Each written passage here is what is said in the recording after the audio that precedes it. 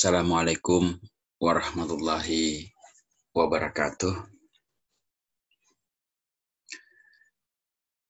Melalui video ini, kita akan membahas mengenai konsep and historical development of globalization. Konsep dan perkembangan historis dari globalisasi.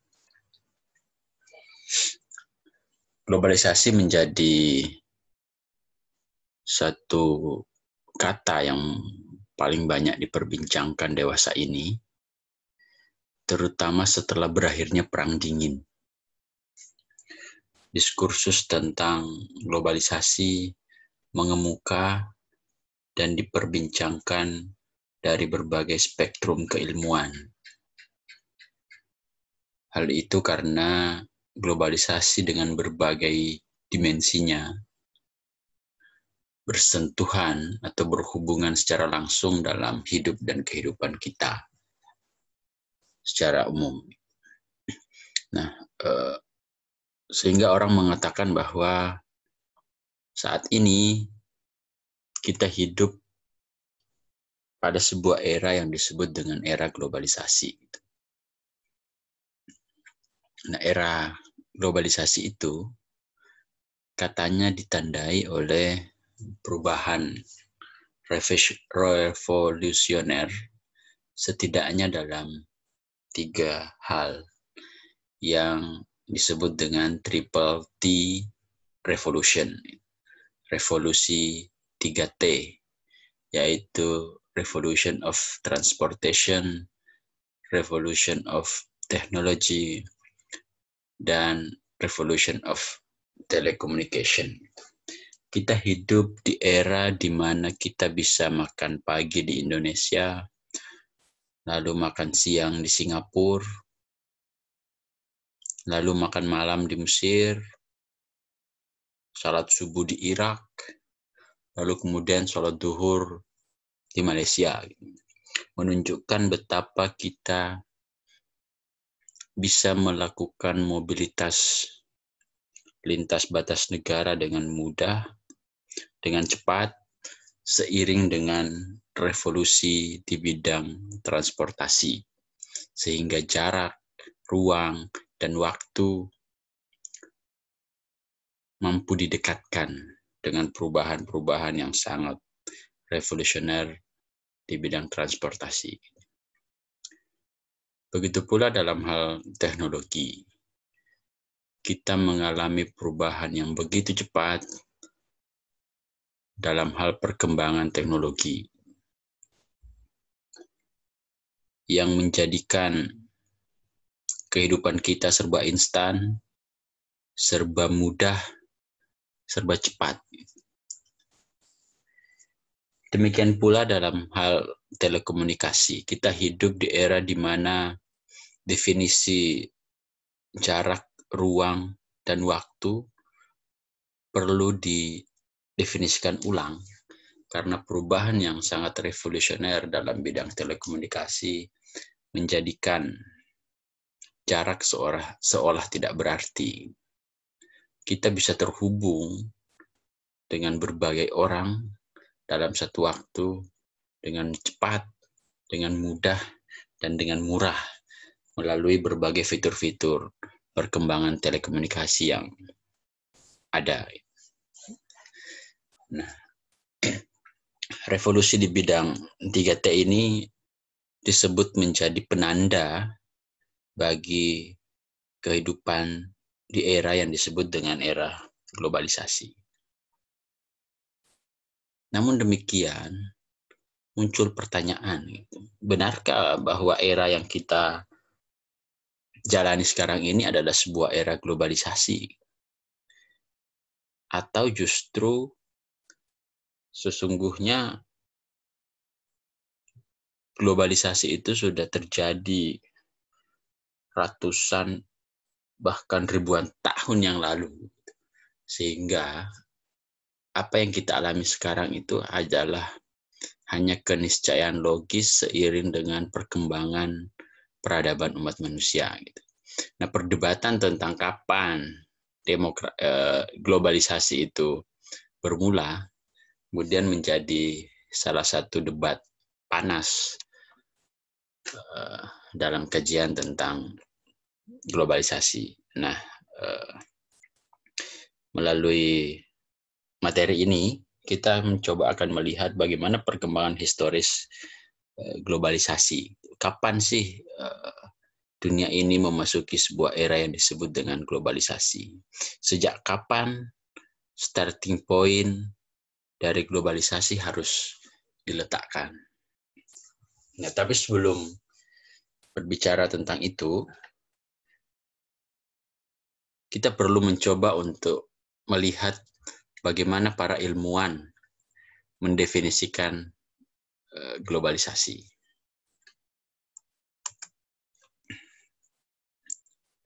Satu hal yang pasti bahwa globalisasi adalah sebuah keniscayaan logis. Perkembangannya begitu cepat, cakupannya begitu luas pada berbagai multidimensional sebagai sebuah proses yang terus ongoing, sekaligus juga menjadikan kita tidak bisa melepaskan diri darinya.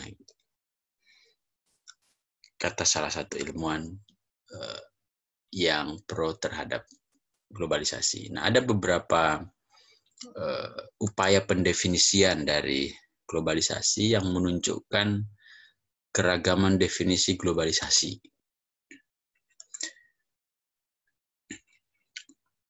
Nah, namun perlu ditegaskan di awal bahwa keragaman definisi dari globalisasi menunjukkan bahwa globalisasi tidak punya definisi tunggal.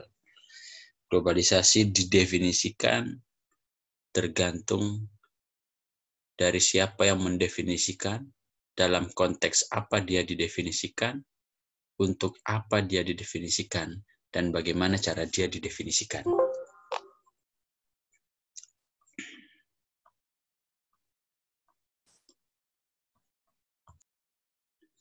Tentu mendefinisikan globalisasi tidaklah semudah memilahnya bahwa globalisasi atau globalization itu berasal dari dua kata. Global, yang artinya global atau universal, dan isation, yang berarti proses.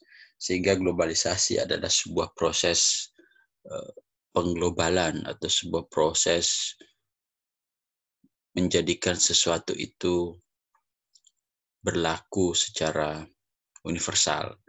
Tentu mendefinisikan globalisasi tidaklah sesederhana itu, karena ada banyak problem sekaligus perdebatan tentang bagaimana globalisasi itu didefinisikan, tergantung dari bagaimana globalisasi itu ditinjau dari sudut pandang tertentu. Martin Elbrow misalnya mendefinisikan globalisasi sebagai sebuah proses yang menjadikan orang-orang di dunia ini terhubung ke dalam sebuah dunia, ke dalam sebuah masyarakat global.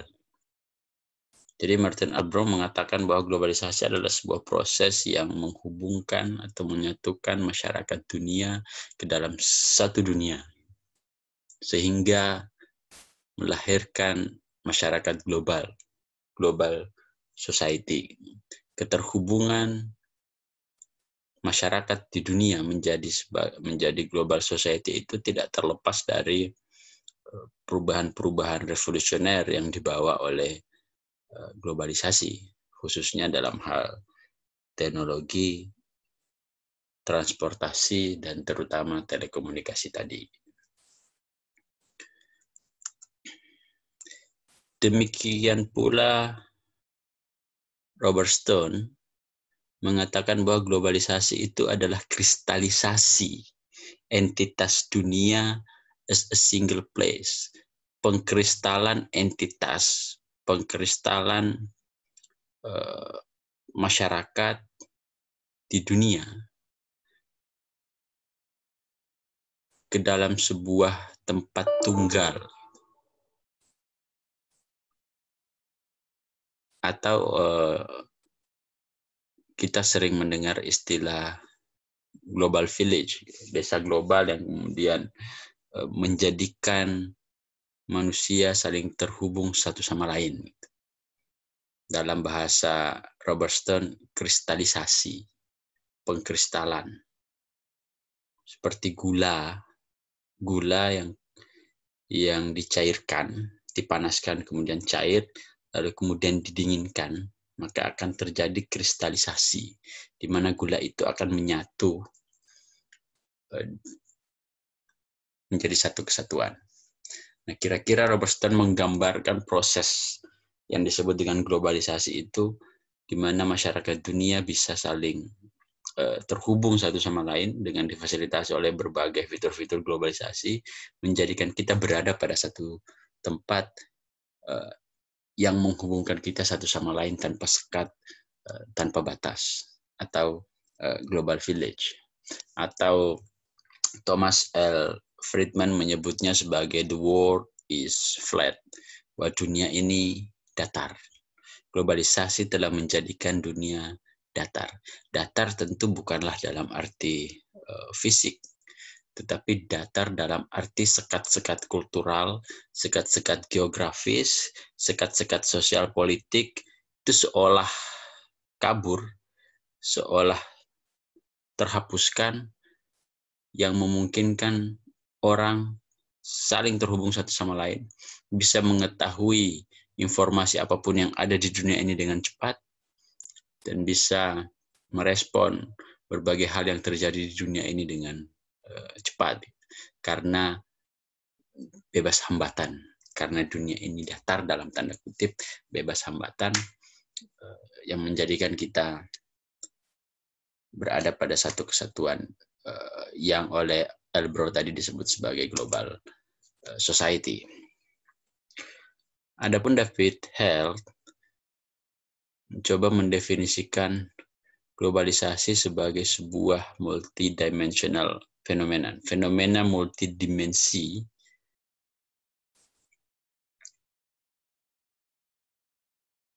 terutama dalam hal aktivitas dan interaksi umat manusia, mencakup ekonomi, politik, teknologi, militer, hukum, budaya, lingkungan, dan lain seterusnya.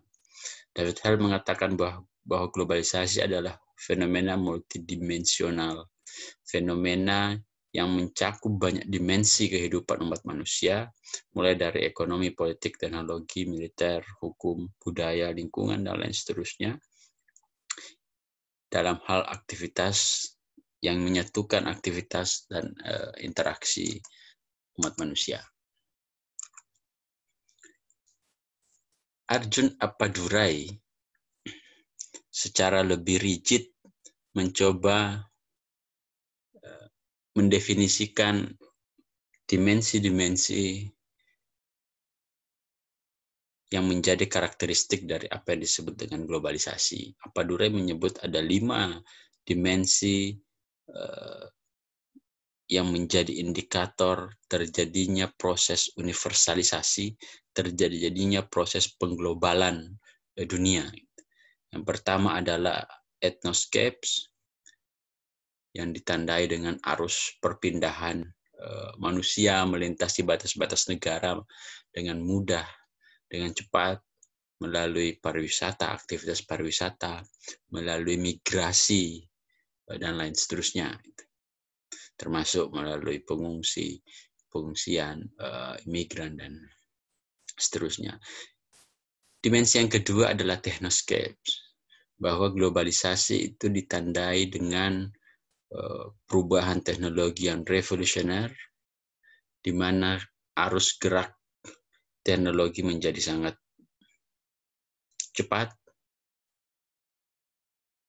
melintasi batas-batas negara. Dimensi yang ketiga adalah financescapes, bahwa globalisasi ditandai dengan arus uang, arus kapital, arus pasar, arus saham yang begitu revolusioner, yang melintasi batas-batas negara.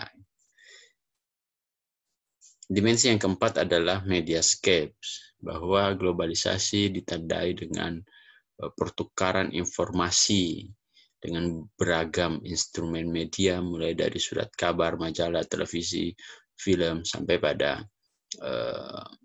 fitur-fitur internet, media sosial, dan sejenisnya.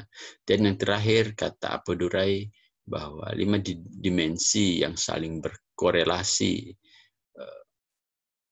mempertegas terjadinya apa yang disebut dengan globalisasi adalah ideoscapes, penyebaran ide, penyebaran ideologi, paham-paham, termasuk budaya, dan lain seterusnya, melintasi batas-batas teritorial negara.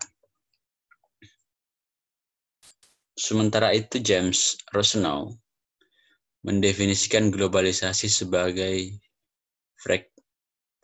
migrative dynamics, bahwa globalisasi itu perlu ditandai dengan terjadinya kontradiksi, ambiguitas, kompleksitas, sekaligus ketidakpastian.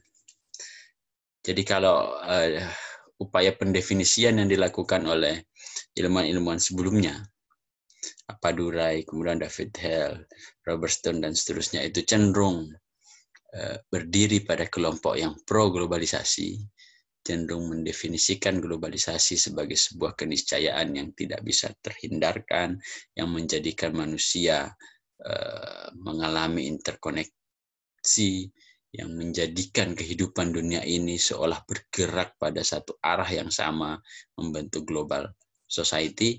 Maka Rosenau berusaha secara kritis untuk menggarisbawahi bahwa globalisasi itu ditandai kontradiksi,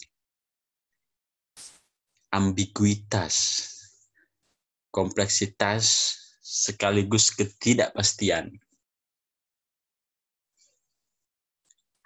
Nah, itu kira-kira posisi Rosenau kalau dalam diskursus tentang perspektif globalisasi. Dia tidak di kanan juga tidak di kiri, tidak pro juga tidak kontra, tetapi berada pada posisi yang tengah. Nah, sementara itu Scholte mengatakan bahwa globalisasi itu ditandai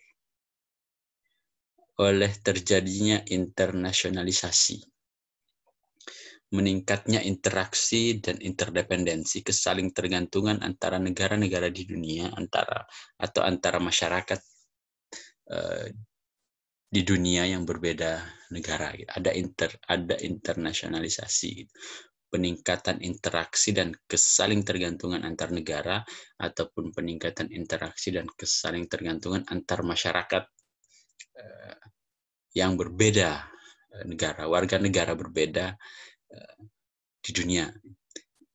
Yang kedua, bahwa kata Scholte, globalisasi ditandai dengan adanya liberalisasi, reduksi atau pengikisan barrier, batas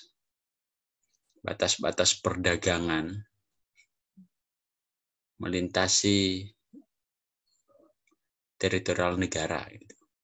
Adanya liberalisasi khususnya dalam hal ekonomi yang menjadikan barang, jasa, kapital, uang itu kemudian tanpa sekat, seolah tanpa batas, melintasi batas-batas teritorial negara melalui transaksi perdagangan ataupun transaksi ekonomi secara umum.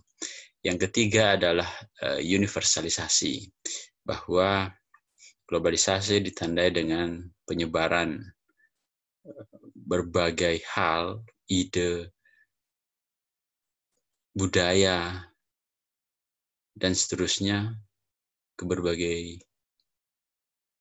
wilayah di dunia ini, sehingga ada universalisasi, menjadikan sesuatu itu sebagai standar global, atau dalam kata lain westernisasi, di mana proses modernisasi itu bergerak ke arah homogenisasi. Ada standar global, budaya global yang kemudian diterima oleh masyarakat di dunia. Dan budaya global atau proses homogenisasi itu, standarisasi global itu tidak terlepas dari produk-produk dari Barat, sehingga disebut juga dengan westernisasi. Nah, keempat hal ini, internasionalisasi, liberalisasi, universalisasi, ataupun westernisasi, melahirkan apa yang oleh Scholten disebut sebagai deteritorialisasi sebagai dimensi utama dari globalisasi.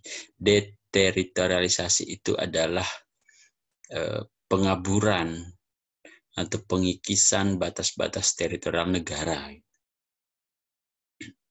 Sekat-sekat geografis mengalami pengikisan karena masyarakat ataupun negara berinteraksi dengan satu sama lain melalui proses internasionalisasi, melalui liberalisasi, ataupun kemudian universalisasi.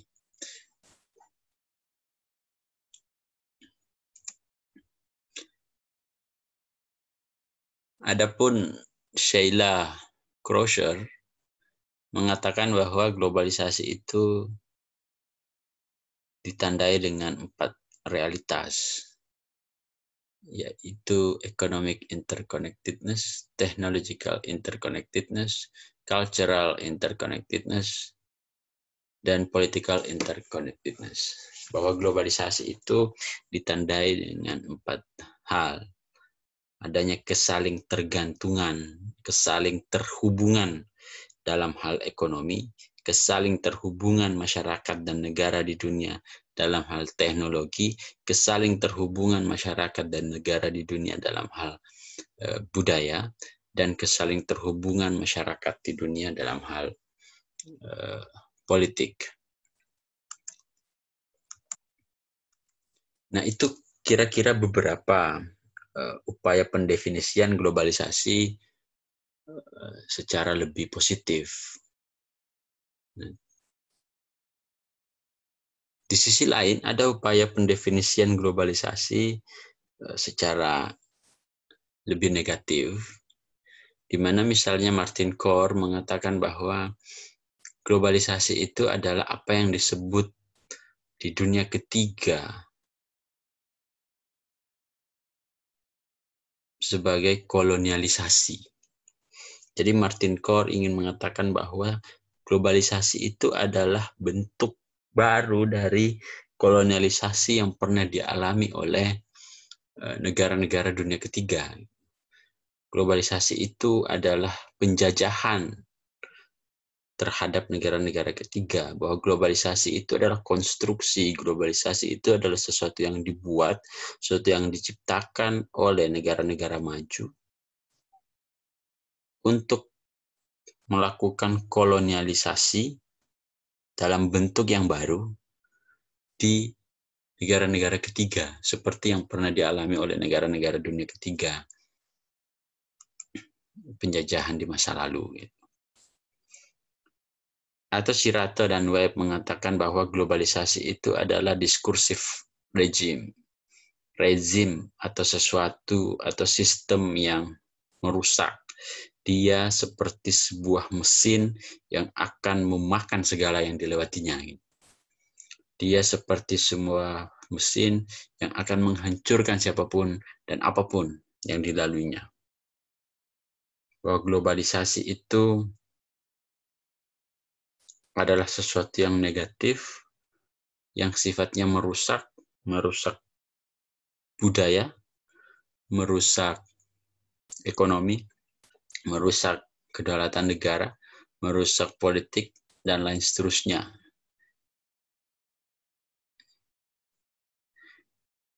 Nah, ini 2 gambaran atau 2 pandangan dari kelompok skeptis dalam mencoba mendefinisikan globalisasi. Karena itu kelompok-kelompok skeptis atau yang memandang globalisasi secara lebih negatif atau kontra globalization camp mengatakan bahwa globalisasi itu mitos. Globalisasi itu omong kosong. Globalisasi itu hanya bualan negara-negara maju, hanya bualan rezim-rezim internasional yang dibuat oleh negara-negara maju untuk melakukan eksploitasi, untuk melakukan kolonialisasi, atau untuk melakukan penjajahan di negara-negara dunia ketiga. Karena itu mereka dengan tegas meragukan globalisasi itu sebagai sebuah proses yang berjalan alami, alih-alih berjalan alami. Menurut mereka globalisasi itu adalah dikonstruksi oleh kelompok-kelompok yang kemudian punya kepentingan besar terhadap negara-negara di dunia ini. Nah, itu upaya mendefinisikan globalisasi dari berbagai ilmuwan yang menunjukkan bahwa tidak ada definisi tunggal tentang globalisasi. Dia didefinisikan tergantung dari siapa yang mendefinisikan dan dari sudut pandang mana dia didefinisikan. Nah, secara umum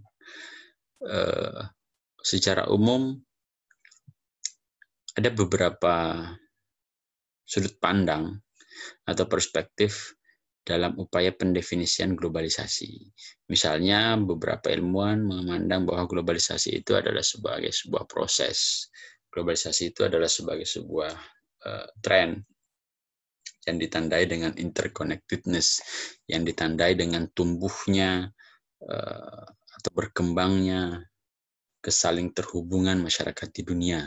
Dan ini adalah sebuah proses yang berlangsung dan tidak dapat dihindari. Ini adalah sebuah tren perkembangan kehidupan manusia.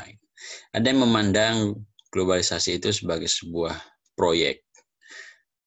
Bahwa globalisasi itu dikonstruksi, misalnya melalui apa yang teman-teman kenal dengan Washington Konsensus, mulai lembaga-lembaga internasional penopang globalisasi seperti IMF, World Bank, termasuk perusahaan-perusahaan besar, multinational corporation, kemudian menjadikan globalisasi itu sebagai sebuah proyek, khususnya proyek di negara-negara berkembang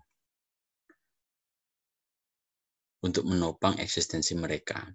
Ada yang mendefinisikan globalisasi, meninjau pendefinisian globalisasi sebagai sebuah proses sekaligus sebagai sebuah proyek. Menggabungkan yang pertama dan yang kedua, bahwa globalisasi itu tren, tetapi di satu sisi tren itu tidak terlepas dari konstruksi kekuatan besar di belakangnya. Ada yang mendefinisikan atau memandang globalisasi itu sebagai sebuah sistem, bahwa globalisasi itu adalah sistem dunia yang berusaha diwujudkan, berusaha dikonstruksi, berusaha dibangun oleh hegemoni negara besar, khususnya Amerika Serikat. Ada yang memandang globalisasi sebagai wacana, bahwa globalisasi itu hanya bualan global saja. Globalisasi itu hanya menjadi mesin dari kapitalisme untuk mencengkramkan kuku-kuku tajamnya di negara-negara berkembang. Nah, globalisasi sebagai wacana ini itu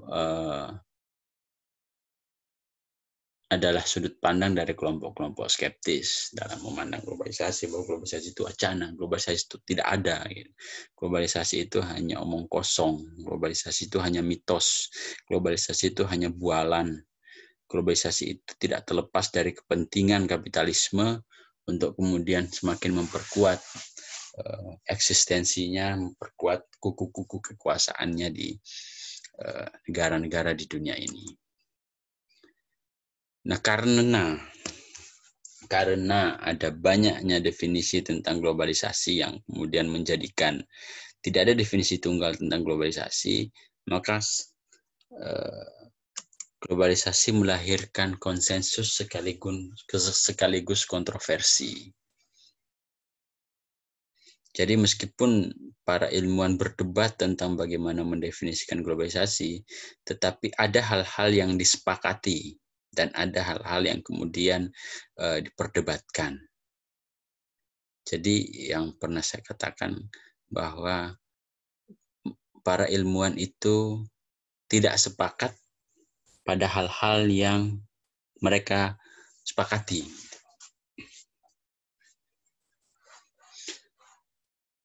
Konsensus misalnya bahwa globalisasi itu